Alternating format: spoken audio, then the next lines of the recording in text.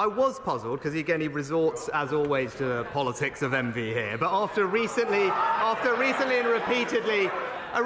and repeatedly attacking not just me but the government for lifting the bonus cap, Now, did that statement lead to not just Rishi Sunak making a horrendous ricket, but also Keir Starmer? Well, let's start from the beginning, where Keir Starmer brought up a certain former Tory minister and made a bit of a joke about it. Mr. Speaker, one of the most difficult experiences for any member of this House is speaking to those at the sharp end of this government's cost of living crisis. So nobody could fail to be moved by the plight of the member for Mid Norfolk. His mortgage has gone up £1,200 a month. He's been forced to quit his dream job to pay for it. A Tory MP counting the cost of Tory chaos. After 14 years, have we finally discovered what they meant when they said, "We're all in this together"? No, I thought it was not a bad little jibe, actually. Not bad at all. And after that, our Titchy Sunak spouted on about fantasies about Labour's £28 billion New Deal and airing it out to be the new boogeyman. And then Keir had to ask twice whether our Prime Minister knew how much fixed-rate mortgages had gone up, and to which our Titcher either didn't know or didn't want to say, but brought up Labour's £28 billion deal again, and used Wikipedia joke again to attack Rachel Reeves with. But then Keir Starmer brought up a guy who worked for Iceland, and I thought, why Iceland? This week, I met one of the employees at Iceland in Warrington, Phil.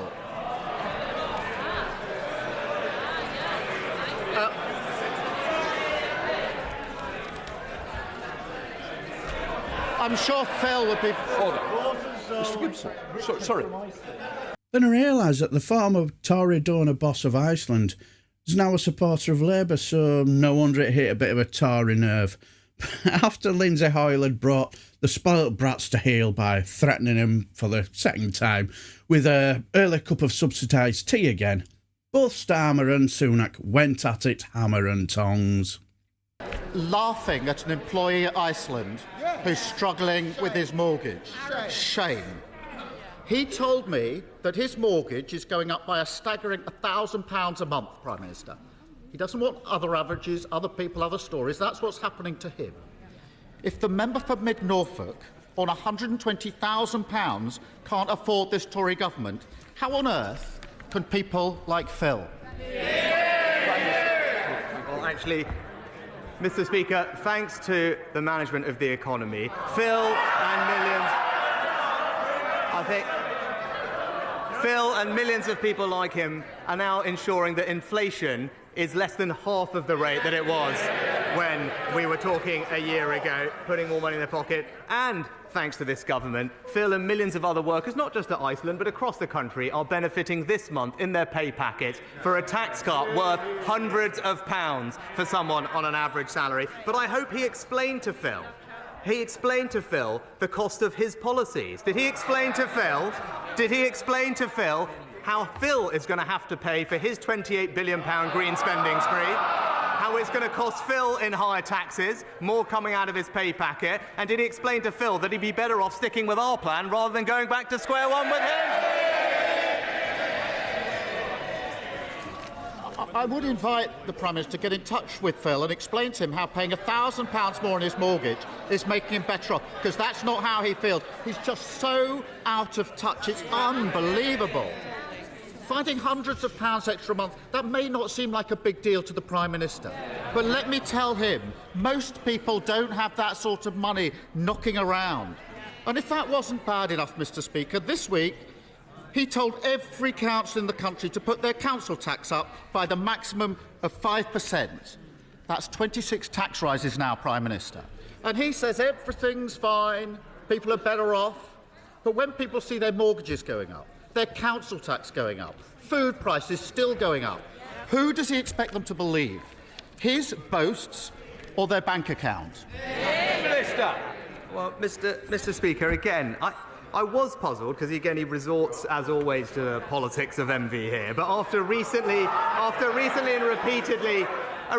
and repeatedly attacking not just me but the government for lifting the bonus cap, I was genuinely surprised to see that the Shadow Chancellor just today has announced that she now supports the government's policy on the bankers' bonus cap. I don't know if he mentioned that to Phil when he was having a chat with him, but I'm sure he can fill us in. But I can tell him that trust and economic credibility come from sticking to a plan. But it's becoming clear you cannot trust a word that he says. And again, when the Shadow Chancellor says or claims that they won't borrow much, they won't raise Phil's taxes, we now know that those promises simply, again, they just aren't worth the Wikipedia page they were copied from. Mr. Speaker, I actually didn't expect him to be laughing at Phil. I did not expect him to be laughing at Phil. Not addressing. Hold on. Look, I made this statement very clear. I don't. Prime Minister, it's very serious that we make sure that people hear, both you and the Leader of the Opposition. It matters to the people who watch the proceedings of this chamber, and it's not good in the behaviour that seems to be carried out. Prime Minister. What was that, Lindsay Hoyle? Prime Minister. Oh, that's what you said.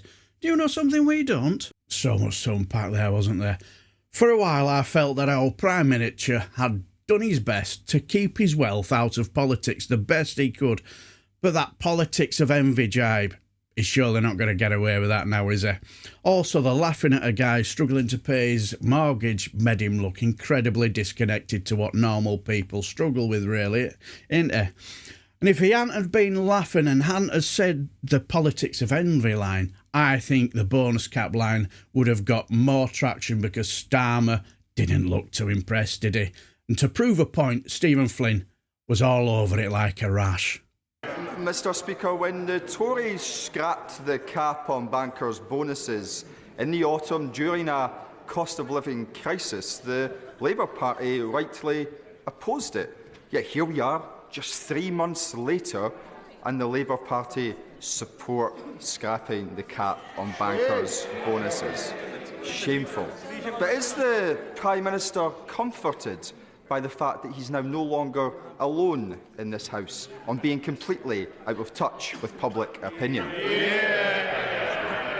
Well, Mr. Speaker, as I said at the time, we supported the decision of the independent regulator because this was the right thing for financial stability. But that, Mr. Speaker, is because on this side of the House, we have a set of convictions and we have a plan and we stick to it. But he's absolutely right to point out the flip-flopping and U-turning and no convictions of the party opposite.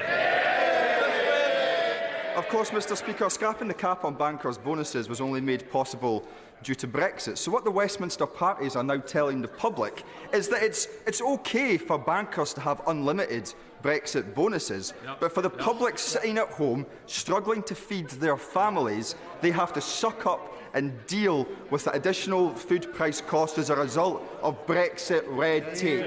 That is the cost, and that is the reality of broken Brexit Britain. Isn't it the case that the great achievement of this Tory government is getting the Labour Party to agree to that bleak future? Now, saved you the nonsense from our Prime Minister because he didn't really say anything interesting and anything you haven't heard before, but I don't see what Labour are going to gain for supporting the scrapping of the bankers' bonus cap other than attacks from Sunak and Flynn. To me, it just doesn't make sense. Does it to you? If it does, let me know down below. But there also were a couple of incidents that piqued my interest. And for me, the Soiling Themselves award must go to those who heckled Ed Davey. Speaker.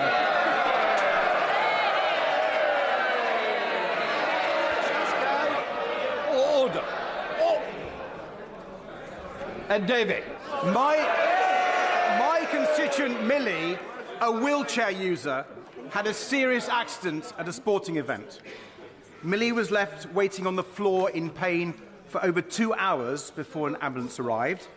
During her months in hospital since, she's been dropped badly multiple times, left stuck in her bed for days at length. She's even been told to soil herself when there's no one to take her to the toilet. Before all this, Millie was living independently and working, but the prospect of her returning to work is being destroyed by the crisis in the NHS and care system.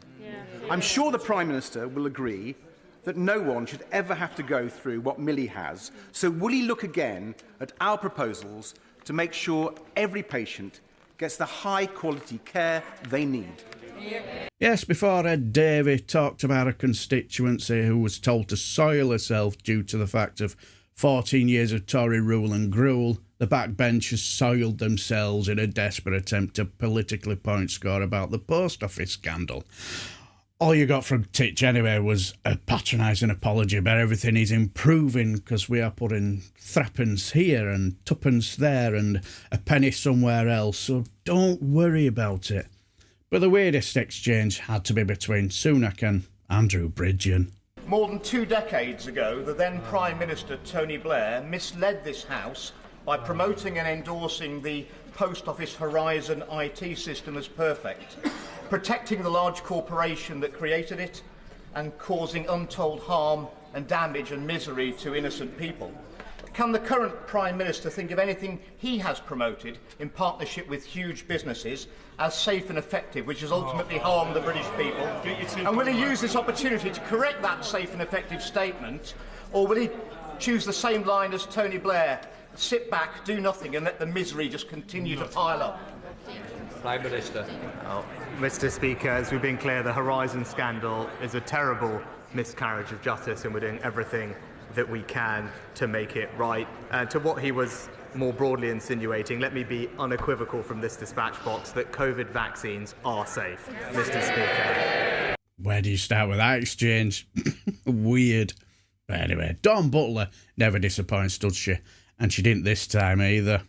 One of the Nolan principles, integrity, states that holders of public office should not act to gain material benefits for themselves, their family or their friends. Prime Minister, on the 6th of January, you tweeted a link to the Conservative Party website which seemed to scrape people's data and place unwanted cookies on their machines. The Good Law Project is now pursuing. Can the Prime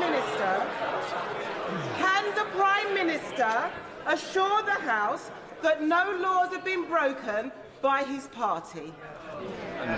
Yes. Mr. Speaker, of course our party follows all laws.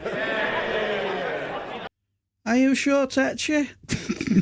That laugh as he was saying it and all showed to me that even he didn't believe anything he was saying either. You can always tell when our Prime Minister is on dodgy ground, can't you? When he gives a very short answer. But the party follows all laws is hilarious, isn't it? But anyway, the most interesting question for me came from Alba's Neale Hanvey about a situation that is causing more problems for Keir Starmer.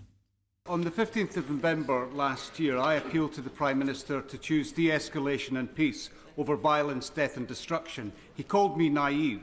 So far, over 26,000 souls have perished in Gaza. Shameful. In a powerful and moving open letter in Monday's New York Times, the Jewish Voice for Peace Rabbinical Council cited Deuteronomy.